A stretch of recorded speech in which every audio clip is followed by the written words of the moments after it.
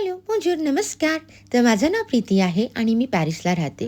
तर चला, आज आपण फ्रेंच बर्थडेला जाऊया आणि 24 तास फ्रेंच फूड खाऊया. तर ब्रेकफास्टमध्ये मी हे फ्रेंच क्रॉसो खाल्ले. लंचसाठी मी खाल्ला फेमस टमॅटो टार्ट.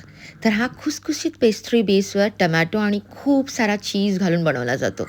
आपण चाललोय माझ्या फ्रेंडच्या पप्पांच्या बर्थडेसाठी. तिकडे काहीतरी घेऊन जाऊ म्हणून मी मस्त असा मार्बल केक बनवला होता. खूप मऊ आणि स्वादिष्ट झाला होता. मी लवकरच रेसिपी अपलोड करणार. बर्थडे संध्याकाळी होता, तर दुपारी आम्ही तिकडे घरी गेलो, मस्त असा कार्टून बघितला आणि तिकडे बनले होते मस्त असे होममेड चिकन नगेट्स आणि फ्रेंच फ्राईज.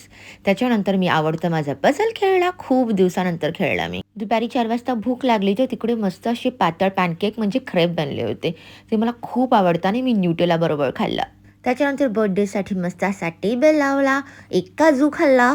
त्याच्यानंतर डिनरसाठी मोठ्या अशा भांड्यामध्ये बनवला होता रोस्ट चिकन आणि त्याबरोबर मी एक अल्सॅसियन म्हणजे अल्सास म्हणून एक रिजन आहे, त्याची स्पेशालिटी म्हणजे फ्लॅमिंकुश खाल्ला. फ्लॅमिंकुश म्हणजे हे पातळ असे पिझ्झा असतात आणि तुम्ही खूप सारे टॉपिंग्स टाकू शकतात.